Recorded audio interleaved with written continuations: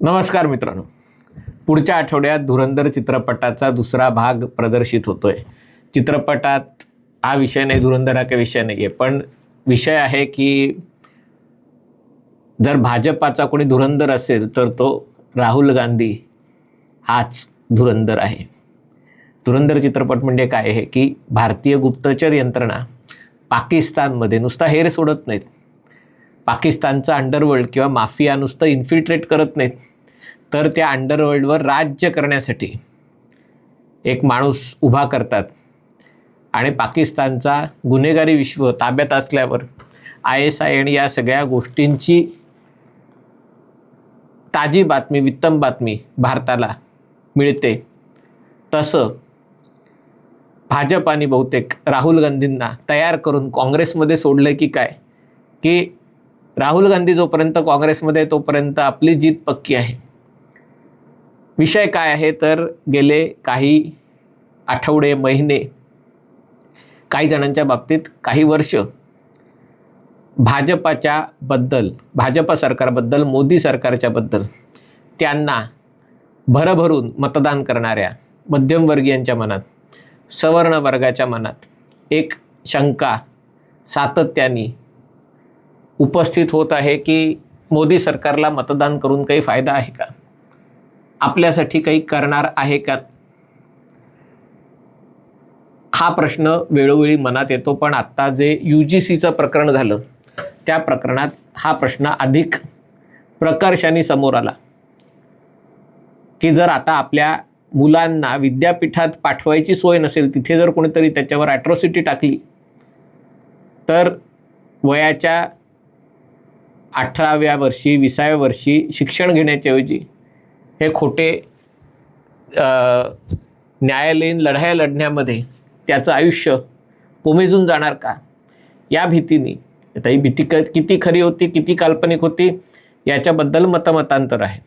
मी स्वतः याबद्दल व्हिडिओ केला होता आणि माझं मत मी तेव्हा मांडलं होतं की ही भीती जेवढी खरी आहे त्याच्यापेक्षा ती जास्त काल्पनिक आहे. मला अनेक जणांच्या टीकेचा सामना करावा लागला की तुम्हाला काही कल्पना नाही, मुसलमानही या गोष्टीचा फायदा घेतील, मुसलमान OBC म्हणून येतील आणि असं होईल आणि मुलांना तुरुंगात टाकतील वगैरे वगैरे. मी त्या वादात पडत नाही, पण एक गोष्ट मात्र नक्की आहे की या प्रकरणामुळे लोकांच्या मनात भारतीय जनता पार्टी आणि राष्ट्रीय स्वयंसेवक संघ दोघांच्याही बद्दल संशय उत्पन्न झाला की जेव्हा आपल्यासाठी काही करायची वेळ येते तेव्हा हे काहीही करणार नाहीत. भाजपाच्या ब्राह्मण नेत्यांकडे जावे तर ते असे बघतील तोंड वळून की त्यांना काही माहीतच नाही आहे. कारण अशा वेळेला त्यांना सर्व धर्म समभाव, जातीय सलोखा या सगळ्या गोष्टी एकदम अशा उचंबळून येतात.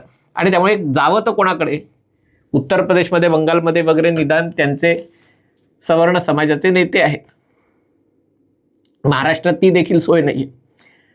आणि त्यामुळे अशा प्रकारचं काहीतरी मनात घालमेल सुरू असताना त्याच्यापैकी अनेक जण आता बास पुढच्या वेळेला भाजपाला मतदानच करणार नाही, नोटालाच मतदान करणार किंवा थेट काँग्रेसला मतदान करीन पण भाजपाला मतदान करणार नाही वगैरे, अशा प्रकारचा निर्धार करायला लागलेले असताना राहुल गांधी भाजपाच्या मदतीला धावून येतात.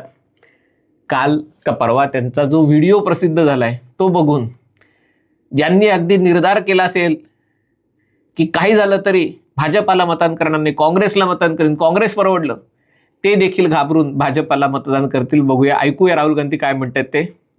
अपोलो हॉस्पिटल में जाके नाम पढ़िए डॉक्टरों के, वहां पे आपको एक दलित नाम नहीं मिलेगा, एक पिछड़े वर्ग का नाम नहीं मिलेगा, एक आदिवासी नहीं मिलेगा. और कॉन्स्टिट्यूशन कहता है कि ये देश सबका है, वन मैन वन वोट, जितनी आबादी उतनी भागीदारी, कॉन्स्टिट्यूशन कहता है कि सारे के सारे लोग. बघा घटना काय सांगते ही राहुल गांधींना माहिती आहे, कारण घटना त्यांच्या खिशात असते कायम. ते पुस्तक, लाल काळं पुस्तक दाखवतात की प्रत्येकाला एक मत आहे, म्हणजे समानतेचा अधिकार आहे, ठीक आहे, पण जेवढी लोकसंख्या तेवढी भागीदारी, हे घटना सांगते असं राहुल गांधी सांगतात. म्हणजे मला काही दिसलं नाही घटनेत कुठे जेवढी लोकसंख्या तेवढी भागीदारी आहे. पण अपोलो हॉस्पिटलमध्ये जाऊन तिथे राहुल गांधींना डॉक्टरांची यादी बघतात तेव्हा त्याच्यामध्ये दलित डॉक्टर दिसत नाहीत, आदिवासी डॉक्टर दिसत नाहीत, मागासवर्गीय डॉक्टर दिसत नाहीत, फक्त सवर्ण समाजाचे डॉक्टर दिसतात, अशी तक्रार राहुल गांधींची आहे. एक जैसे हैं, कोई कम नहीं है, सब समान है. अच्छा, मनरेगा की लिस्ट निकालिए, उसमें आपको 85% मिल जाएगा, भरा हुआ है वहां पे वो. वॉच द बघा, म्हणजे मनरेगाचे सरकारी फायदे घेण्याच्या बाबतीत 85% लोक दलित, आदिवासी, मागासवर्गीय आहेत. पण IAS ऑफिसरच्या बाबतीत, IPS ऑफिसरच्या बाबतीत, पण IAS आणि IPSचे ते राहुल गांधी सोयीस्कर OBC समाजाचं नाव घेतात. पण डॉक्टरांच्या बाबतीत दलित, आदिवासी, पिछडे असं सगळं हे करतात. म्हणजे राहुल गांधींची मागणी आहे की जो डॉक्टर जो जीव वाचवतो त्याच्यातही जात बघणं आवश्यक आहे. म्हणजे तुमचे डॉक्टर जे तुमच्यावर उपचार करतात त्याच्यातही दलित डॉक्टर असले पाहिजेत, आदिवासी डॉक्टर असले पाहिजेत, मागासवर्गीय डॉक्टर असले पाहिजेत, कदाचित मुसलमान डॉक्टरही असले पाहिजेत. म्हणजे जेवढी लोकसंख्या तेवढी भागीदारी मिळाली पाहिजे. आता राहुल गांधींना हे थोडंच कळतं की डॉक्टर होण्यासाठी आयुष्याची किती वर्ष खर्च करावी लागतात, पैसा किती खर्च करावा लागतो, किती मेहनत करावी लागते, किती मार्क मिळवावे लागतात. कारण राहुल गांधींनी हे सगळं केलंच नाही आहे. सगळं त्यांना मांडीवरच बसल्या सगळं मिळालेलं आहे. त्यांच्या शाळा वगैरे पण खाजगी शाळेत झालं. स्टीफन स्कूल जे कुठलं दिल्लीचं आहे तिथे ते नेमबाजीच्या स्पर्धेतल्या प्रावीण्यामुळे तिथे त्यांना ॲडमिशन मिळाली. मग पुढे अमेरिका, ब्रिटनमध्ये, म्हणजे तेही भारतीय शाळा कॉलेजमध्ये गेले नाहीत, गेले अमेरिकेला, लंडनला. म्हणतात तुम्ही जळता, राहुल गांधी परदेशात जातात. ठीक आहे, परदेशात गेले, तिथे त्यांनी काय दिवे लावले कोणालाही माहिती नाही. आता लोक पण एवढेही मूर्ख नसतात ना. लोक पण विचारायला लागतात की तुमच्या मातोश्री कायम काही तब्येत बिघडली की गंगाराम हॉस्पिटलमध्ये जातात. त्या गंगाराम हॉस्पिटलमध्ये तुमच्यावर उपचार करणारे, सोनिया गांधींवर उपचार करणारे डॉक्टर हे कोणत्या समाजाचे असतात? बरं, गंगाराम समाजात जातात तसं बाकी सोनिया गांधी उपचारासाठी थेट अमेरिकेला जातात. तिथे तर त्यांचा भारतीय डॉक्टरांवरही विश्वास नाही आहे की आपल्याला चांगले उपचार भारतापेक्षा अमेरिकेत मिळतील, ही त्यांना खात्री आहे. याचं कारण म्हणजे त्यांच्याच आजींनी, त्यांच्याच वडिलांनी, त्यांच्याच पणजोबांनी स्वातंत्र्यानंतर जी व्यवस्था उभारली त्यात भारतातल्या डॉक्टरांपेक्षा परदेशातल्या डॉक्टरांवर जास्त विश्वास टाकावा अशी परिस्थिती निर्माण झाली. आणि ते राहुल गांधी सामान्य लोकांसाठी खाजगी क्षेत्रामध्ये डॉक्टरांच्या बाबतीत आणि इतरही नोकऱ्यांच्या बाबतीत आरक्षण असावं अशी मागणी आता करायला लागलेले आहेत. आता जशा निवडणुका जवळ येतील, कारण बंगालमध्ये वगैरे हे करणार नाही, कारण बंगालमध्ये लोकसंख्येचं गणित वेगळं आहे. पण पुढच्या वर्षी जेव्हा उत्तर प्रदेशच्या निवडणुका येतील तेव्हा साहजिकच आहे राहुल गांधींच्या मागण्या बदलतील. राहुल गांधींचं कास्ट कॉम्बिनेशन आहे ते बदलेल. आणि त्यामुळे जो सगळा वर्ग भाजपाला वैतागला होता आणि काँग्रेसला मतदान करून नोटाला मतदान करायचं म्हणतात, पण नोटाला कोणी मतदान करत नाही. आता महापालिकेच्या निवडणुकातही खूप जण नोटाला मतदान करणार होते, पण हे नोटाला मतदान करणारे फक्त यूट्यूबच्या व्हिडिओखाली, फेसबुकच्या पोस्टखाली, ट्विटरच्या पोस्टखाली कमेंट करतात. प्रत्यक्ष निवडणुकात नोटाला मिळालेली मतं अशी कुठेही लक्षणीय अशी नसतात. मुंबऱ्यामध्ये मिळाली, मुंबऱ्यामध्ये नोटाला मतं मिळाली, पण बाकी इतरत्र अशी मिळत नाहीत. आणि त्यामुळे ती किती गांभीर्याने घ्यायचं हा वेगळा मुद्दा आहे. पण अशी सगळीकडे चर्चा सुरू असताना राहुल गांधींनी थेट बॉम्बच टाकून त्यांची सगळ्यांची पंचायत केली. कारण भाजपाबद्दल कितीही तक्रारी असल्या, मोदींबद्दल किती तक्रारी असल्या तरी राहुल गांधी अशा प्रकारे समोर येतात की त्यांना मतदान करण्याचा धीरच लोकांचं होत नाही.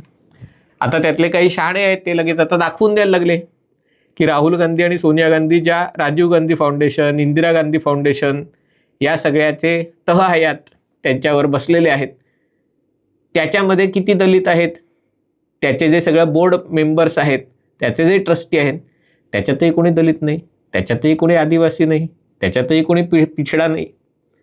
म्हणजे स्वतःच्या घराण्याची जी ट्रस्ट आहेत तिथे सगळे स्वतःचेच लोक. नंतर बरं ते जाऊ द्या, जे धंदे राहुल गांधींनी केले, धंदे म्हणजे धंदे म्हणून धरू नका, उद्योगधंदे जे काही त्यांनी, ते कन्सल्टंट आहेत. आणि त्या केम्ब्रिज विद्यापीठात आणि इतर म्हणजे तिथे त्यांनी लंडनमध्ये असताना कन्सल्टिंगचं काम केलेलं आहे. आणि आत्ता हे यंग इंडियन्स वगैरे नॅशनल हेरॉल्ड ज्याच्यात त्यांना कधीही शिक्षा होणार नाही, भाजप त्यांना शिक्षा करूनच देणार नाही, कारण भाजपाचे ते धुरंधर आहेत आणि त्यामुळे आपला धुरंधर कशाला भाजप वाया घालवेल. पण जे काही त्यांनी जो काही नॅशनल हेरॉल्ड वगैरे त्याचे संपादकांची यादी केली, त्याच्यात किती दलित आहेत, त्याच्यात किती आदिवासी आहेत. म्हणजे राहुल गांधींना असे प्रश्न विचारायचं धाडस कोणी दाखवत नाही.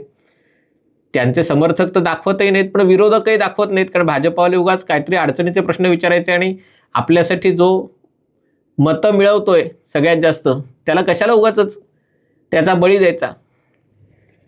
पण यामुळे राहुल गांधींच्या बद्दल लोकांच्या मनात जो संशय आहे की जोपर्यंत राहुल गांधी राजकारणात आहेत तोपर्यंत भाजपाला काही पराभूत करणं अवघड आहे, कारण दरवेळेला भाजप संकटात सापडतो. पूर्वी नरेंद्र मोदी हे भाजपाचे संकटमोचक होते, पण आता राहुल गांधी भाजपाचे संकटमोचक झालेले आहेत. हीच आजची वस्तुस्थिती आहे. हा व्हिडिओ आपल्याला आवडला असेल तर कृपया लाईक करा, शेअर करा आणि हे चॅनल सबस्क्राईब करण्याची विनंती आहे. तुर्तास इथेच थांबतो. पाहत रहा MH48.